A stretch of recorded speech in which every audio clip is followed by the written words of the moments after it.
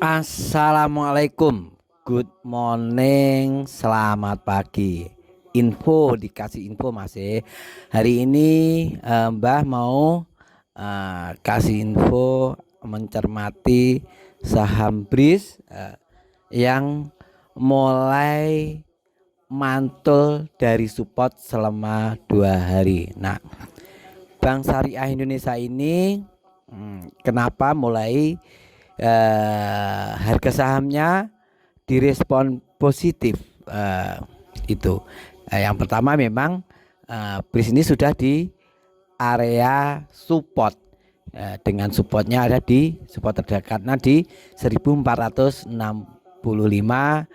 dan beberapa hari ini konsolidasi cukup lama ya, tapi sekarang mulai merangkak atau mantul dari area support. Nah, kenapa sih BRIS mulai mantul? BRIS ini kan akhir-akhir ini sudah menerbitkan aplikasi super atau super rev-nya yang akan diproyeksi mampu mendorong kinerjanya di tahun 2022. Nah, kemudian harga BRIS yang cenderung konsolidasi atau sideways ini karena para pelaku pasar itu kayak masih menunggu kayak itu loh ya, menunggu pengembangan bisnis BRIS entah di dalam negeri itu dan juga di luar negeri. Nah, kalau kita baca secara skemanya, taktik trading plan BRIS untuk hari selanjutnya adalah bagaimana, Mbak? Nah, BRIS kemarin itu ditutup di 1580. Nah, ketika BRIS ditutup di angka 1580 ini mulai ada pantulan ke atas atau mantul dari support dengan ditunjukkan oleh candle D hijau 1 kemudian hijau kedua. Apa Mbah yang harus saya lakukan ketika saya belum memiliki saham BRIS dan ketika saya sudah mempunyai? Kalau yang mempunyai masih boleh di hold, nanti jualnya sesuai sinyal jual yang muncul di pasar.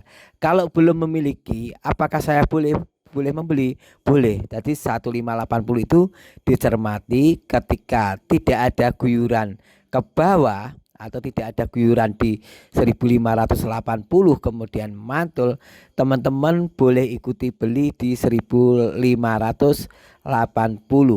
dengan catatan memang tidak dikasih di 1575 atau 1550 itu tidak kasih, maka teman-teman boleh ikut beli. Nah, kalau hari itu dapat, maka sinyal sell yang harus divalidasi selanjutnya ketika sudah dapat ingin sell, maka yang harus divalidasi angkanya adalah di 1620. Di 1620 ini kalau mampu bertahan 3 menit kali 2, artinya BRIS ini masih akan naik di 1685 hari itu. Nah, ketika hari itu benar 1685 itu mampu bertahan dan bila ditutup di atas 1685, maka keesokan harinya lagi BRIS akan cenderung menuju 1785. Jadi ada potensi naik lagi setelah misalkan ditutup 1685-an sekitar itu, esoknya lagi cenderung naik 1785. Itu potensi bagaimana potensi yang itu bisa dilihat di candle 30 menitan. Jika bisa bertahan menjadi bid di area 1685 itu, esok harinya lagi cenderung ke 1785. Begitu pula untuk selanjutnya Kalau benar nyentuh hari selanjutnya 1785 tersentuh, kemudian mampu menjadi bid pada hari itu misalkan 30 kali 2 menit, maka dia akan cenderung ke 2000, dan di situ 2000 itu biasanya angka ganti fraksi dari fraksi yang 5 rupiahan menjadi 10 rupiahan itu biasanya kiri kanan itu untuk menguji bahwa secara angka psikologis 2000 itu apakah akan terjadi, bisa terjadi. Di 2000 itu akan kira-kira ini kalau masih kuat biasanya akan melanjutkan ke 2210 sampai 2280. Itu kalau teman-teman ingin jual swing trade bisa dicek di itu angka validasinya, kalau nggak kuat silakan jual. Untuk itu masih beberapa minggu ya, mungkin kalau dengan angka yang harus divalidasi beberapa minggu atau mungkin bulan lagi 2450. Kemudian benar untuk swing trade lama itu 2620, tujuannya sesuai sinyal candle D. Apabila muncul sinyal sell silakan jual, kalau belum ya ditunggu aja, biasanya seperti itu.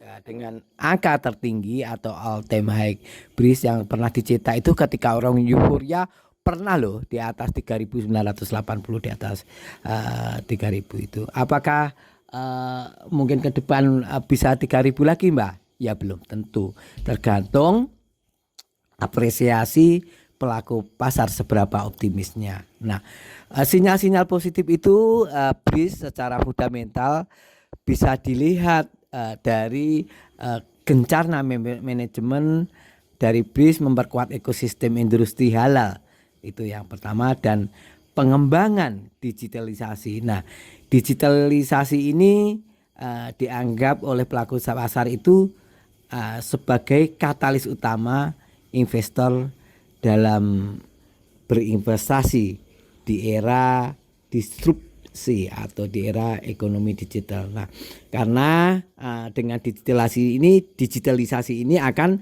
memberikan efisiensi bisnis dan juga meningkatkan akses untuk mengumpulkan dana murah. Itu sinyal positif yang pertama. Nah, bis ini apa sih keunggulannya dari aplikasi supernya tadi?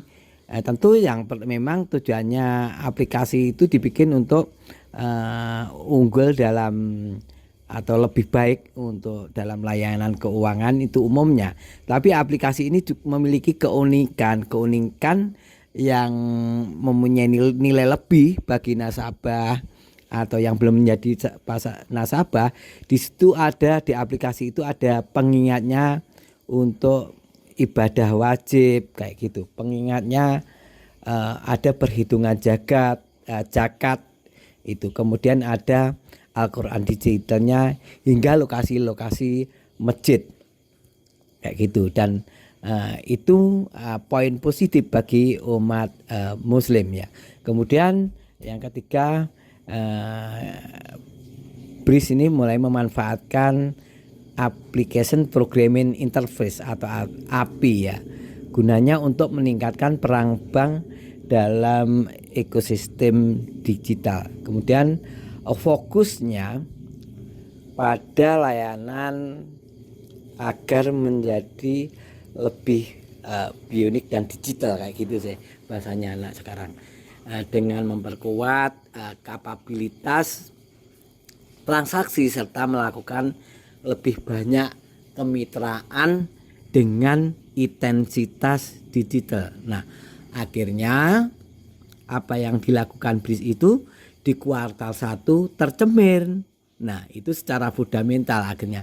Secara mental, secara teksnya di laporan keuangannya fundamental secara sempit dan akan tercermin di laporan keuangannya. Di kuartal 1 ini breeze mencetak laba bersih 987,69 miliar. Nah, keren kan? Nah, fakta inilah yang menunjukkan bahwa masyarakat itu makin percaya dengan Bank Syariah Indonesia. Entah itu secara fundamentalnya, pembiayaan perusahaan yang sehat dan solid dan didukung oleh efisiensi biaya serta ekspansi dana murahnya. Nah, begitu pula pelaku pasar juga mulai percaya itu karena cerminan dari kinerjanya di laporan keuangan pertama tadi. Kemudian itu sinyal-sinyal positif. Keduanya yang akan memacu potensi BRIS ini menuju 2000 lagi apa Mbak? Ya, itu juga kinerjanya BRIS nanti di mancanegara faktanya bagaimana? Di mancanegara di mana maksudnya? Di pusat keuangan syariah dunia, misalkan di Dubai, di Uni Emirat Arab, untuk memulai pasar di kawasan Timur Tengah. Kinerja positifnya bagaimana? Mulai tumbuh tidak? Mulai tumbuh misalkan di pembiayaan yang sehat, di konsumernya, kemudian di korporasi, UMKM, gade emas, kemudian kartu pembiayaan, serta pengembangan ragam dan inovasi digital melalui e-channel BRIS. Nah, kalau itu mulai ada sinyal-sinyal positif baik di dalam negeri maupun di luar negeri, khususnya di Uni Emirat tadi, di kawasan Timur Tengah, artinya optimisme pelaku pasar itu untuk mengakumulasi secara masif lagi pasti akan terjadi, dan itulah yang akan mendorong harga saham BRIS ini mencapai 2000 lagi. Nah teman-teman, bukan mengajak untuk berharap atau berkaya, bukan. Tetap trading sesuai sinyal yang muncul di pasar. Sinyal sell ya harus dijual ketika muncul di pasar, sinyal beli dan harus teman-teman beli. Sinyal beli yang dimaksud bagaimana Mbak? Ketika di area support, di area supportnya itu di mana? 1465, sekitaran 1500-an itu mantul, itu teman-teman boleh mulai cicil beli. Itulah namanya sinyal support, yaitu sinyal support secara chart candle. Adanya candle hijau satu, hijau kedua, itu namanya sinyal support. Lalu kalau sudah membeli dan akhirnya tutup di 1580, teman-teman boleh kapan menjualnya adalah menunggu sinyal jual mantul. Sinyal sell atau sinyal jual mantul itu ditunjukkan kalau ingin scalping oleh candle 3 menitan. Kaki banyak di atas, merah satu, merah kedua, kali merah itu boleh jual untuk yang scalping dengan time frame 3 menitan. Untuk yang ODT time frame-nya adalah 30 menitan. Ketika sinyal sell muncul dengan kaki panjang di atas merah 1 2, silakan sell. Kalau untuk swing benar-benar teman-teman harus melihat utuh dalam candle satu hari itu.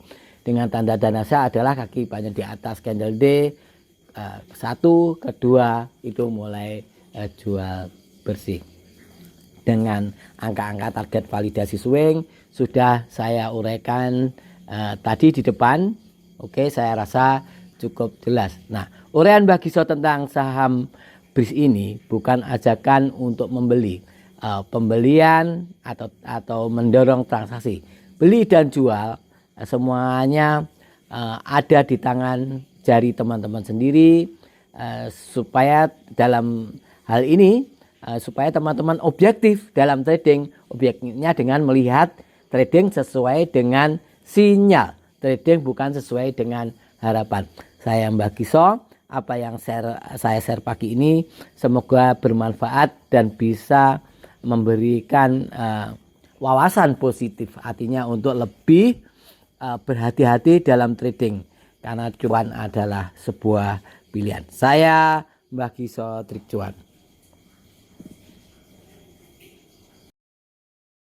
Mbah Giso.